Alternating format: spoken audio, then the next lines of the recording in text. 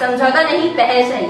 आपका प्यार ही हमारी ताकत है। सुप्रीम पावर न्यूज को मिल रहे आपके स्नेह और प्यार के लिए सुप्रीम पावर न्यूज टीम आपकी आभारी है। तो आइए बने रहे सुप्रीम पावर न्यूज के साथ और देखिए आज की प्रमुख खबरें। खबर मध्य प्रदेश के बालाघाट जिले के कटंगी से। सूत्रों से खबर, बिसेन परिवार की कटंगी से कांग्रेस की टिकट पक्की। 20 साल से आशुतोष बिसेन कर रहे हैं सेवा। नहीं लगता पुलिस और नेताओं का डर, कई बार कर चुके हैं आंदोलन। समाज सेवी और नेता लोग चुनाव के पहले गिना रहे हैं अपनी उपलब्धियां। आइए जानते हैं आशुतोष बिसेन की जुबानी कितना मिला कटंगी की जनता को प्यार। कटंगी से सहायक संपादक दुर्गा प्रसाद बर्वे की ग्राउंड रिपोर्ट। देखें सुप्रीम पावर न्यूज पर। सुप्रीम पावर न्यूज में आप सभी दर्शकों का स्वागत है। हम पहुंचे हैं कटंगी विधानसभा क्षेत्र। हमारे साथ में है आशुतोष बिसेन जी, जहां पर एक दमदार प्रत्याशी चुनाव लड़ने वाले हैं और उनका नाम है केसर बिसेन जी। यहाँ तक उनका नाम फाइनल हो चुका है। उनके जो पुत्र हैं आशुतोष बिसेन जी, हम उनसे चर्चा कर लेते हैं। उनकी आवाज़ बड़ी खतरनाक है। लोगों के मुद्दे को लेके काफ़ी जगह उन्होंने आंदोलन किया है, जगह जगह पुलिस वाले को ललकारा है, नेताओं को ललकारा है। ऐसे हम सक्सेस से मिलते हैं जिनका नाम है आशुतोष बिसेन जी। आशुतोष जी, हमारे चैनल में आपका बहुत बहुत स्वागत है। ऐसा लग रहा है सर आपकी टिकट फाइनल होते नज़र आ रही है हमें। देखिए, टिकट फाइनल हुई है या होगी या नहीं होगी, ये तो कांग्रेस पार्टी का हाईकमान तय करेगा। तो प्रत्याशी चयन एक स्वाभाविक सी प्रक्रिया है। नहीं तो सर, आप काफ़ी दिन से यहाँ सहयोग देते आ रहे हैं, तो आपका नाम तो आगे तक हो गया है, हमको नज़र भी आ गया है, इसलिए हम पूछ रहे हैं आपको। देखिए, मैं व्यक्तिगत तौर पे मैं 2004 से कांग्रेस पार्टी की सक्रिय भूमिका में हूँ और मेरी माँ केसर बिसेन जी भी पिछले 2010 से लगातार जिला पंचायत सदस्य रहते हुए कांग्रेस पार्टी की और इस क्षेत्र के आम जनमानस की सेवा में रत है, लगी हुई है। तो स्वाभाविक तौर पे कांग्रेस पार्टी ने अच्छा निर्णय लेगी, हमारे हक में फैसला होगा, ऐसी मुझे उम्मीद है। सर, नाम तो आपका हमारे हिसाब से फाइनल हो चुका है, पर हम ये पूछना चाहेंगे, जैसे अभी आपने लोगों के लिए क्या किया है, जनता के लिए क्या किया है? अभी तो आपको सीट मिल रही है, इसके पहले आपने लोगों के लिए क्या किया है, ये सबसे पहले बताइए। एक आम व्यक्ति के रूप में इस क्षेत्र में हम लगातार पिछले 20 सालों से ज़्यादा, आज लगभग 25 साल हो गए, सामाजिक कार्यों में हम लोग संलग्न हैं। और ये जिस कैंपस में आप बैठे हैं, ये चूँकि मेरा अभी तक भी कोई निजी घर नहीं है, मैं ये स्कूल में ही रहता हूँ। और ये हमारी जो शिक्षण संस्था है, ये सन 1986 से चल रही है। लोग जो शैक्षणिक कार्यों में, जो शैक्षणिक संस्थाओं के व्यवसाय में जो लोग हैं, जिन्होंने हमारे साथ संस्थाएं खोली थी, आज वो 5-5, 10-10 विश्वविद्यालयों के मालिक हैं और उनका टर्नओवर एजुकेशन से 1-1 हज़ार करोड़ के आसपास है। लेकिन चूंकि हम लोग सोशल काज के साथ शिक्षण संस्थाएं चलाते हैं, हमारे स्कूल में आज भी न्यूनतम फीस 100 रुपये है। KG1 में हम 100 रुपये में बच्चों को अच्छी शिक्षा देने का काम करते हैं। तो सामाजिक गतिविधियों में हम अपने व्यवसाय के साथ सामाजिक गतिविधियों में लगातार लगे हुए हैं। इस क्षेत्र में जब कोविड का क्षण आया, सन 2003 में एक बार जब जमुनिया में जमुनिया जलाशय टूट गया था, तब सन 2019 में जो कोविड-19 की महामारी आई, तब लगातार हमारे परिवार की भूमिका, लोगों को मदद पहुंचाने में हमने अपनी भूमिका निभाई है। मदद क्या थी सर? बहुत सारी मदद थी, अब मैं अपने मुंह से क्या बताऊं। नहीं, आपको बताना पड़ेगा ना सर, आपको लोग देख रहे हैं। नहीं, वो तो जनता को पता है। ऑक्सीजन के सिलेंडर भी जरूरतमंदों को पहुंचाए, फेस मास्क हमने फ्री में बंटवाए, स्व सहायता समूहों के लिए हमने काम की व्यवस्था करी। जो लोग प्रवासी मजदूर दूसरे राज्यों में फंसे हुए थे, उनको कैसे अपने राज्य में, अपने गृह राज्य आने के लिए उनको जो हम मदद कर सकते थे हमारे व्यक्तिगत नेटवर्क से, वो हमने लोगों की मदद की है। और हमेशा मैंने इस क्षेत्र के जो पिछड़े और वंचित लोग हैं, उनकी आवाज़ को उठाने का काम किया है। यहाँ पे पुलिस की, प्रशासन की जो गुंडागर्दी इस क्षेत्र में चलती है, उसके खिलाफ हमने हमेशा पिछड़े और वंचितों की आवाज़ को हमने हमेशा बुलंद करने का काम किया। क्यों पुलिस से डरने लगा सर आपको? जैसे आप बिल्कुल ललकारते थे उस ये ललकारते थे वाली बात नहीं है। मेरी आवाज़ न दबी है न कभी दबेगी। मैं आज भी ललकारता हूँ जहाँ कोई बात गलत होगी। अगर मैं गलत होऊंगा तो लोगों ने मेरे खिलाफ आवाज़ उठाना चाहिए, और अगर कोई प्रशासन का आदमी गलत है तो उसके खिलाफ आवाज़ उठाना चाहिए। ये हमारा संवैधानिक नैतिक दायित्व बनता है।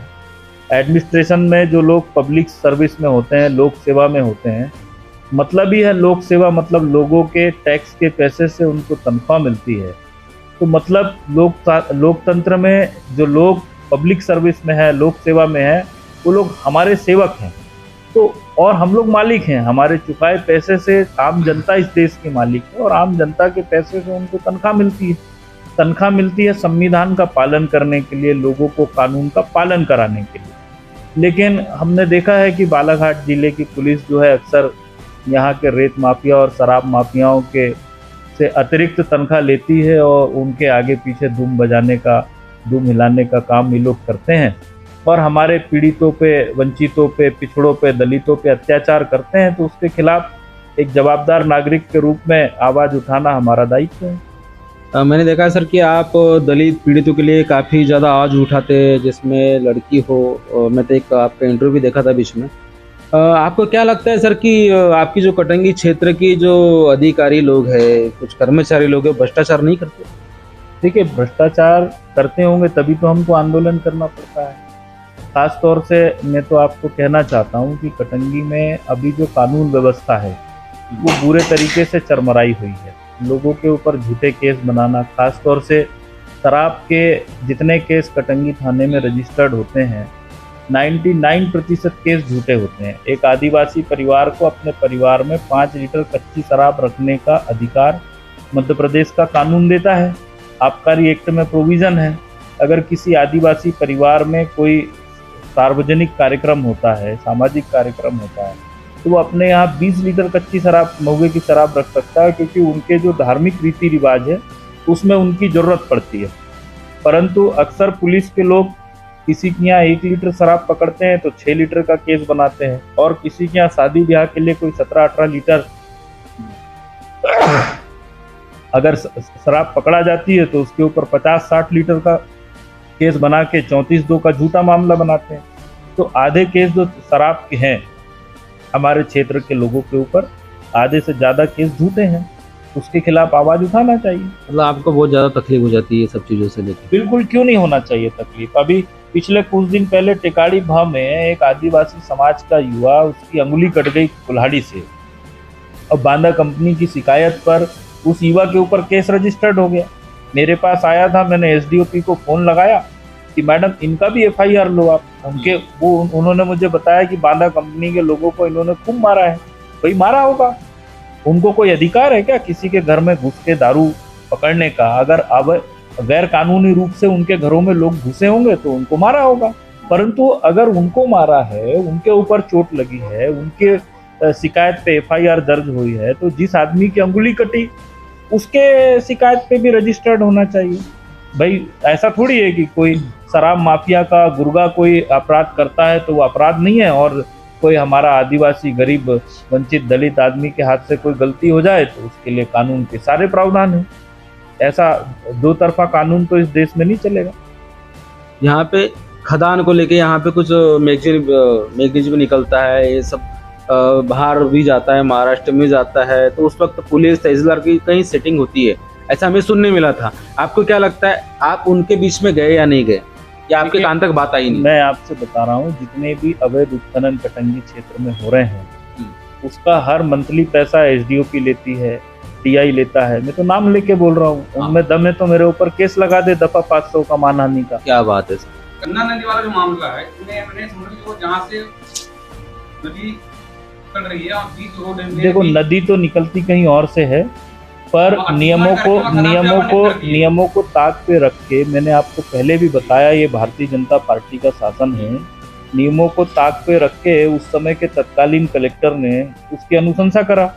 भाई भोपाल में बैठे खनिज अधिकारी को तो नहीं मालूम ना कि नदी है, वो तो कलेक्टर को मालूम था, वो तो पटवारी को मालूम था, वो तो तहसीलदार को मालूम था, वो तो एसडीएम को मालूम था। तो निश्चित तौर पे वो भ्रष्टाचार करके जो है उसको एनओसी दी गई है, और कटनी के एक जैन है जिसकी वो खदान है, कुछ हमारे लोगों ने सूचना के अधिकार के तहत बीच में जानकारियां भी हासिल करी थी। तो मिल जाती सर, जानकारी मिल जाती है? जानकारी भैया ऐसा है कि बहुत मुश्किल है। अगर आप कोई आरटीआई किसी खनिज माफिया के खिलाफ लगाओगे तो वो उसमें प्रशासन के लोग बहुत आनाकानी करते हैं और देते ही नहीं। तो आपका पुलिस वाले से क्या अभी क्या संबंध है? यहाँ पे कटंगी ये पकड़ लो, फिर एसडीओपी तहसीलदार, उनसे कैसा संबंध है आपका? देखिए, तहसीलदार अच्छे हैं, एसडीएम अच्छे हैं, पुलिस में भी 90% लोग अच्छे हैं। फिर आप क्यों बोल रहे हो कि कार्रवाई नहीं करते ये लोग? हमारी बात नहीं सुनते। भाई देखिए, आप बोल रहे हैं मेरा कोई पुलिस से जाति दुश्मनी नहीं है, हाँ। है ना, या कोई पुलिस से मेरी दुश्मनी नहीं है, मैं कोई काले कारनामे नहीं करता हूँ। जो आदमी गलत होगा उसके खिलाफ गलत है बोलेंगे। आप अगर ये बोल रहे हो कि मैंगनीज की अवैध अगर उत्खनन हो रहा है या अवैध रेत का उत्खनन हो रहा है तो वो तो पुलिस ही के संरक्षण में हो रहा है ना। तो जहाँ जो चीज गलत होगी उसको गलत बोलेंगे, जो अच्छाई होगी उसकी अच्छाई की तारीफ करी जाएगी। तो सर प्रशासन ध्यान देता है आपको लगता है? अगर प्रशासन ध्यान देता तो हमको आंदोलन क्यों करना पड़ता? सवाल तो इस बात का है। और बल्कि मैं तो अभी 2-3 दिन में मैं प्रेस कॉन्फ्रेंस भी करने वाला हूँ कि अभी हमारे यहाँ पे कटंगी थाने में थानेदार ही नहीं है, एक सब इंस्पेक्टर थाना चला रहा है और भारतीय जनता पार्टी और आरएसएस का कार्यकर्ता है वो सब इंस्पेक्टर। अगर उसके अंडर में थाना रहेगा और इस क्षेत्र में चुनाव होएगा तो चुनाव की निष्पक्षता पे भी प्रश्न है। और यहाँ पे जो एसडीओपी है वो महिला है, आधे से ज्यादा समय छुट्टी पे रहती है, वो यहाँ रहती ही नहीं है। जो उल्टी सीधी जानकारी थानेदार देता होगा, महिला है, उसको लगता है वो वही सही है। तो अगर अयोग्य अधिकारी होने का नुकसान तो क्षेत्र को उठाना पड़ेगा, उसमें कोई बात ही नहीं है। ऐसे में कैसा लगता है सर, मतलब कैसा कटंगी विधानसभा में काम होगा, कौन विधायक बनेगा, कैसा काम होगा? इसका पहले तामलाल सहारे जी थे। तामलाल सहारे जी तो मुझे लगता है कि अच्छा ढंग से काम किए, लोगों के काफी सारी शिकायत आई है। तो नेता है बोले घर में रहता है, काम नहीं होता। देखो, तामलाल सहारे जी ने बहुत अच्छा काम इस क्षेत्र में किया। क्या कर दिए सर, पूछ रहा हूँ मैं वही तो बोल रहा हूँ, सर्टिफिकेट देने का अधिकार ना आपको है ना मेरे को है जी। वो पहले 1993 में विधायक बने थे, उसके बाद 98 में उनको जनता ने चुना, 2003 में वो चुनाव हारे, उसके बाद 15 साल घर से नहीं निकले, बावजूद उसके कटंगी क्षेत्र की जनता ने उनको 70,000 वोट दिए और तीसरी बार चुनाव जिता के भेजा। मतलब उन्होंने काम किया होगा तब तो जनता ने भेजा ना। लोकतंत्र में निर्णय तो जनता करती है ना, आप अकेले कुछ कर सकते ना मैं कुछ कर सकता। अगर लोगों ने चुना है मतलब लोगों ने उनको उनके काम का सर्टिफिकेट दिया है। एक पोस्ट वायरल हो रही है सर जिसमें आपका नाम है, तामलाल सहारे जी का नाम है, दोनों को एकदम से कैसे विधायक का टिकट मिल रहा है ऐसा सुनने मिल रहा है। मतलब क्या गुटबाजी है, कुछ समझ में नहीं, इसमें कोई गुटबाजी नहीं है। वो भी 15 साल से विधायक रहे हैं, वो चाहते हैं उनके बेटे को टिकट मिलना चाहिए। हम चाहते हैं, हम इतने साल से काम कर रहे हैं, हमको टिकट मिलना चाहिए। कांग्रेस का हर कार्यकर्ता टिकट मांग सकता है, उसमें कोई गुटबाजी वाली तो बात ही नहीं है। सवाल ये है जिसको हाईकमान पंजे का निशान देगा उसका सभी कार्यकर्ता काम करेंगे। नहीं, अगर सर आपको टिकट मिल जाती यहाँ से, आपके परिवार के लोगों को टिकट मिल जाती, तो आप किस मुद्दे को लेके यहाँ से चुनाव लड़ेंगे और क्या क्या रणनीति रहेगी? सबसे पहले बात, इसमें मुद्दा कोई एक मुद्दे को लेके चुनाव लड़े तो मैं समझता हूँ ऐसे व्यक्ति को चुनना ही क्यों। बिल्कुल हम इस विषय में कटंगी विजन डॉक्यूमेंट तैयार कर रहे हैं। हम 113 ग्राम पंचायतों का ग्राम पंचायत स्तर का हम अपना घोषणा पत्र बना रहे हैं। हम उस गांव के लोगों से, जिस गांव के लोगों ने, जिस बूथ के लोगों ने हमको वोट देना है, हम जिसको वोट मांग चाहते हैं, उनको लोगों से पूछ के अपना विधानसभा के स्तर का घोषणा पत्र तैयार कर रहे हैं। अगर पार्टी अवसर देती है और जनता जिता करके भेजती है तो हमारे पास एक विजन है। इस क्षेत्र में रोजगार के पर्याप्त संसाधनों को डेवलप करेंगे, इस क्षेत्र के लोगों की बेरोजगारी को दूर करने का काम करेंगे। सबसे पहला मुख्य मुद्दा तो हमारा बेरोजगारी है। बेरोजगारी, फिर लोगों को रोजगार की तो नहीं मिल रहा सर। मतलब मध्य प्रदेश के लोग बाहर जा रहे हैं, नागपुर जा रहे हैं, मुंबई जा रहे हैं, गोवा जा रहे हैं, पुणे जा रहे हैं, सब अलग अलग जगह जा रहे हैं। मतलब यहाँ रोजगार ही नहीं है। और यहाँ तो बहुत सारे साधन है, मतलब यहाँ से जो अवैध उत्खनन होता है, जो क्या बोलते हैं उसको, पत्थर होता है, काला को पत्थर बोलते हैं उसको। नहीं, वो तो चर्चा हम कर चुके हैं, मैंगनीज की चर्चा कर चुके हैं। ठीक है, रोजगार तो कटंगी क्षेत्र में बहुत है, लेकिन उसके बावजूद भी लोग पलायन कर रहे हैं संसाधनों के बावजूद। तो मैं आपको पहले ही बोल चुका कि यहाँ पे रोजगार के संसाधन हम उपलब्ध कराएंगे। उसके लिए हमारे पास पर्याप्त विजन है, जिसकी समय आने पे हम घोषणा करेंगे। अपने उम्मीदवार बनने के बाद अपना विजन डॉक्यूमेंट लॉन्च करेंगे, तब आपको पता लग जाएगा। हर सवाल का जवाब अभी दिया जाना मैं जरूरी नहीं समझता।